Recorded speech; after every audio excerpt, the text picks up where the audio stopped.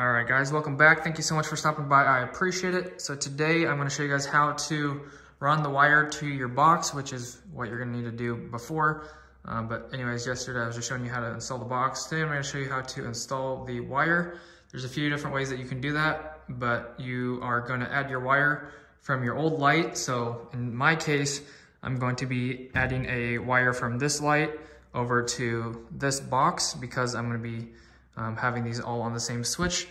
My garage has this light and this light together, and I'm going to add this third wire over here to tap off of it and add the third light come on with the same switch, and it's going to be the same exact light as well. So basically what you're going to do, you're going to need to take this fixture down, or whichever fixture you're coming out of, you're going to need to take it down and then make sure the power is off, and then you're going to need to run your wire. In my case, it's going to be really easy from this box over this box. It's just going to be a straight line. But say if I was coming from this box and I wanted to go over the garage, maybe 8 or 10 feet, it's going to be a little bit harder. So one way you can do that is, especially if you don't have an access like this conveniently, you can use some fish sticks, and you can either break one of these tabs out right here and just kind of shove your fish stick through if it's super flexible. Mine are kind of more sturdy. But if you have a flexible fish stick, you can just break this tab out and just push it over there to your hole until you get it. Sometimes it might take 2 people, but for the most part, it's pretty doable with 1 person if you know what you're doing and if you get lucky. So you can shove your fish stick through, and wherever your hole is for your box, you can fish it over there and then tape your wire on and then pull it through. Pretty simple. But anyways, gonna show you guys how to do this. So you can use the fish stick option, or you can just, if it's close enough like me, you can push it right through. If it's just a couple feet, push it, like you can break out the tab again once again, and then just push over a couple feet and then stick your arm up there and grab it. So that's the second way, but I'll show you guys the second way because I don't really have any way to show you guys with the fish stick right here. It's kind of pointless. So anyways, like I said, you're going to turn the power off and then take apart this fixture and then match the wire. This is a 14-2 right here.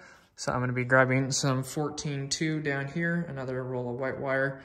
And then I'm just going to shove over a couple feet of wire into my box for my light. And then I'm going to tie these together either with the light or pigtail it off. It's probably just going to be easier to tie all these wires together. Ground to ground, white to white, black to black. And then you'll have a new set of wires, 1 wire for this light, and then you'll be ready to go. All right, so I got my temporary power going right here with my electrical wall. So luckily I have that. But anyways, you're gonna go ahead and turn the power off. I just turned the switch off, but the safest way is gonna be turn it off at the breaker, because if someone comes back, doesn't know you're working on it, you're gonna get electrocuted or shocked. So anyways, turn the power off. For me, I'm just living in the house alone, so I'm just gonna turn the switch off. Got my lights right here. Here are the fish sticks that I was telling you about. These are the 4-foot model. And as you can see, they're pretty thick, so it's gonna be hard to bend them super tight. So you might wanna grab a more flexible model if you are by yourself. If you have a light box over there or something, you have to go 8 feet or something. It's gonna be a lot easier with more flexible rods. So that's an option. But anyways, I'm gonna show you guys how to take this down, add the wire, put this back together, and then you'll be good to go for whatever kind of light that you want to install in your cut-in box.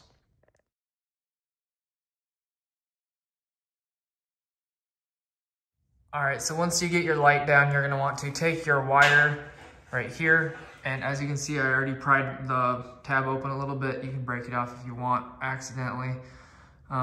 Anyways, you're gonna want to open that up. It's gonna be easiest with a flat blade screwdriver. And then you're just going to want to push your wire through if you're going the easy way. If you have an easy box to get to, I took my box down obviously because this is the situation you're gonna be in. So you're just gonna want to push your wire over there and hopefully it goes that direction. Or you can use, like I said, a fish stick if it's gonna help you out if you have a longer run to get to. Anyways, I'm just gonna push my wire through real quick, and then it should magically appear over there if I do it right. You can kind of tie it off with another wire that's already sitting there, just so it doesn't fall back out of the hole. So that's how you do that part, and then it should be over at the hole pretty close. The easiest way to do this is to turn on your cell phone and your video and your flashlight, just like I am doing right now. You can either put the cell phone up to the hole like this, and if you can see it, great. If you can't, turn it sideways, stick it right up there. You're gonna see your wire, and then all you're gonna do is stick your hand up there and grab it. Anyways, you grab your wire, and then you pull it down.